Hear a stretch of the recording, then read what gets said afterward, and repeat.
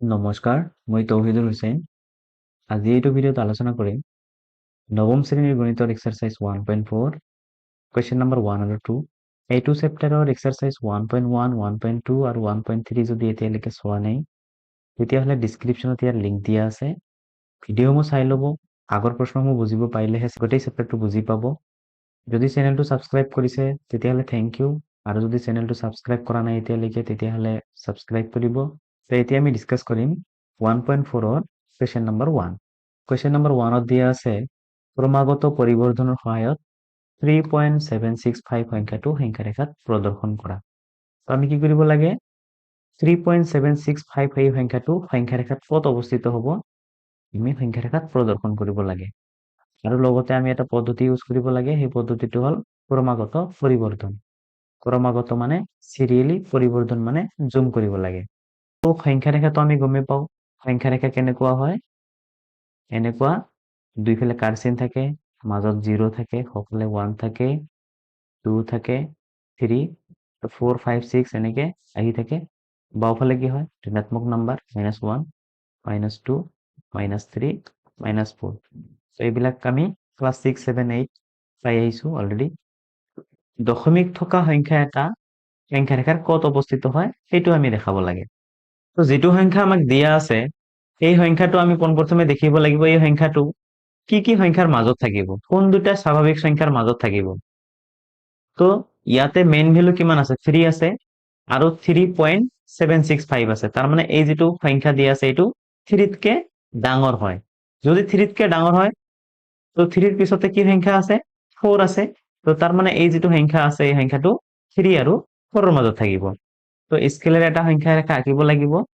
তাৰ পিছত এই 3টো মই বাওঁফালে লিখিম 3 আৰু এই 4টো মই বাওঁফালে লিখিম 4। এতিয়া 3 আৰু এই 4ক সমানে মই 10টা ভাগ কৰিব লাগিব। কিমানটা? 10টা ভাগ কৰিব লাগিব।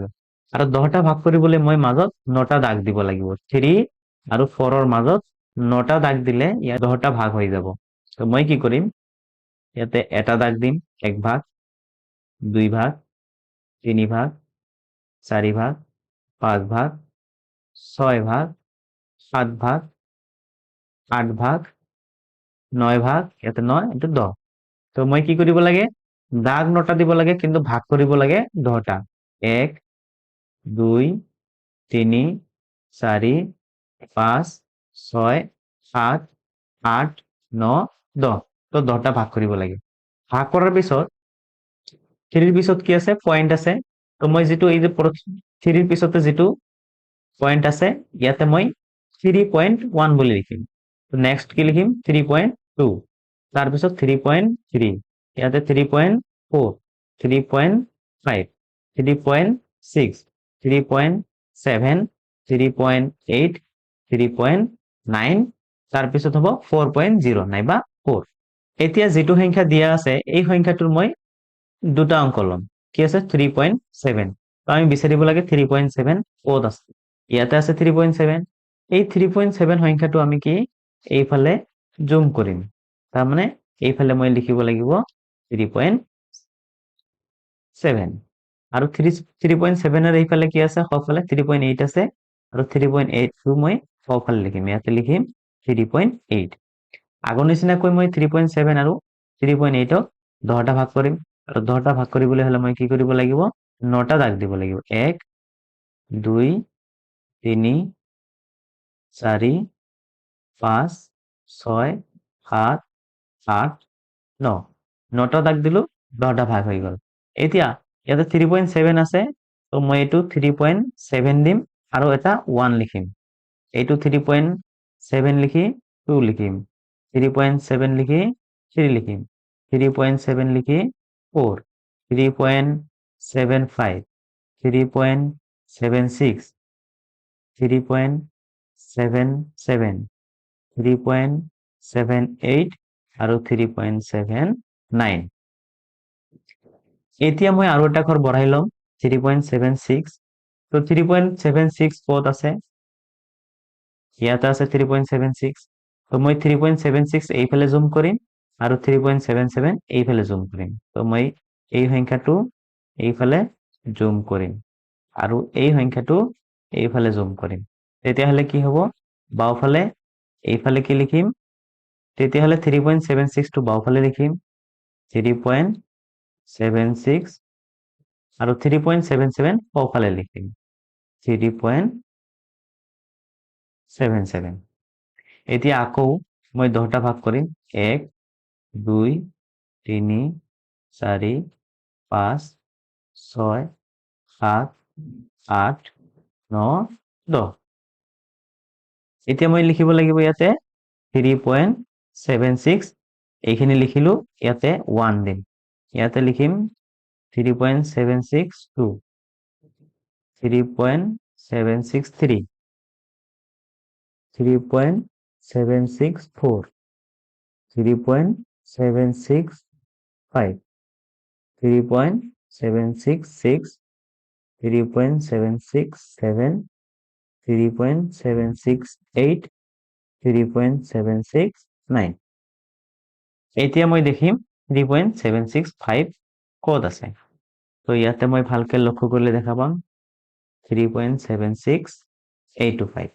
তো এই সংখ্যাটোৱে আমি সংখ্যা ৰেখাত উপস্থাপন কৰি দেখাব লাগে। তো এইটোকে কোৱা হয় ক্ৰমাগত পৰিবৰ্ধন। 2 নম্বৰ প্ৰশ্ন দিয়া আছে 4.26 বাৰ সংখ্যাটো চতুৰ্থ দশমিক স্থানলৈ সংখ্যা ৰেখাত প্ৰদৰ্শন কৰা। তো আমাক যিটো সংখ্যা দিয়া আছে 4.26 বাৰ, আকৌ দি আছে চতুৰ্থ দশমিক স্থানলৈ সংখ্যা ৰেখাত প্ৰদৰ্শন কৰা। আগৰ নিচিনাকৈ কৰিব লাগিব, কিন্তু ইয়াতে প্ৰশ্নটো অলপ বেলেগ ধৰণৰ দিয়া আছে, 4.26 বাৰ দিয়া আছে। তো আমি বাৰ থকা সংখ্যাবিলাক কি কৰিব লাগে, 4 তো বাৰ থকা সংখ্যাবিলাকো আমি যিটোৰ ওপৰত বাৰ থাকে এইটো বাৰে বাৰে লিখিব পাৰো। তো বাৰে বাৰে কিমান বাৰ লিখিম, যাতে দশমিকৰ পিছত 4টা ঘৰ হয়। তো দশমিকৰ পিছত অলৰেডি 2টা ঘৰ হৈছে, তো মই 6 আৰু 2টা লিখিম, ইয়াতে ডট ডট দিব পাৰো। তো এই 4টা ঘৰলৈকে আমি সংখ্যা ৰেখাত প্ৰদৰ্শন কৰিব লাগে। তো ইয়াতে সংখ্যাটো মেইন সংখ্যা কিমান আছে, 4। মই বাওঁফালে 4 লিখিম, আৰু 4তকৈ ডাঙৰ সংখ্যা কি, 5। তো মই ইয়াতে কি লিখিম, 5। এতিয়া মই ইয়াক 10টা সমান ভাগ কৰিম, 1 2 3 4 5 6 7 8 9 10। এতিয়া ইয়াতে 4 যিহেতু আছে, তো মই ইয়াত লিখিম 4.1, ইয়াতে 4.2, 4.3, 4.4, 4.5, 4.6, 4.7, 4.8, 4.9। তো এতিয়া মই ইয়াৰ 2টা অংক বাছি ল'ম, কি আছে 4.2। 4.2 ক'ত আছে, ইয়াতে। এই 4.2 টো এইফালে জুম কৰিম, আৰু ইয়াৰ পিছতে যিটো আছে 4.3, ইয়াক এইফালে জুম কৰিম। তো 4.2 মই এইফালে জুম কৰিম, আৰু 4.3 মই এইফালে জুম কৰিম। তো ইয়াতে লিখিম 4.3, আৰু ইয়াতে 4.2।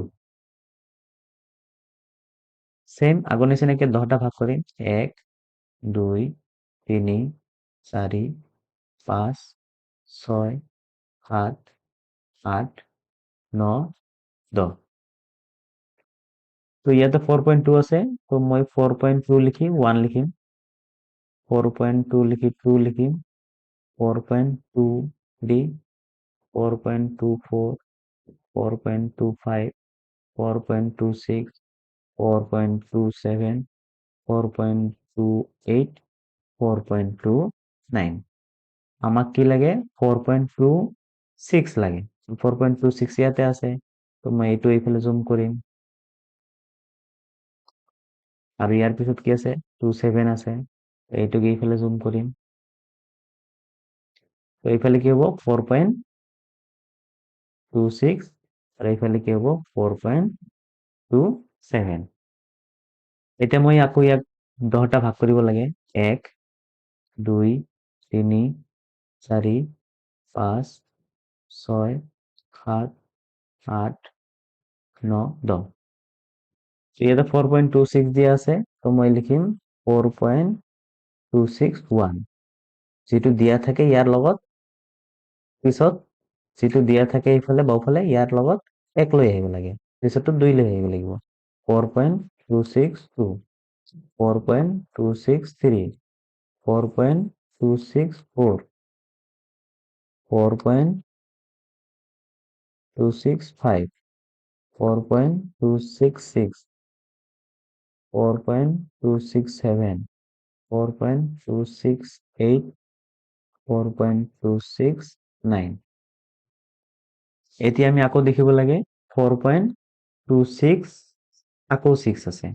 তো মই কি কৰিম 4.266 ক'ত আছে 4.266 ইয়াতে আছে 4.266 তো এইটো এইফালে জুম কৰিম আৰু ইয়াৰ পিছত 4.267 আছে এইটো এইফালে জুম কৰিম তো বাওঁফালে এটা সোঁফালে এটা তো বাওঁফালে কি আছে 4.266 তো ইয়াত লিখিম 4.266 আৰু সোঁফালে লিখিম 4.267 এতিয়া মই 10টা ভাগ কৰিব লাগিব 1 2 3 4 5 6 7 8 9 9টা দাগ দিলে 10টা ভাগ হৈ যায় এতিয়া যেহেতু 4.266 দি আছে তো মই লিখিম 4.266 আৰু এটা 1 ইয়াতে লিখিম 4.2662 4.263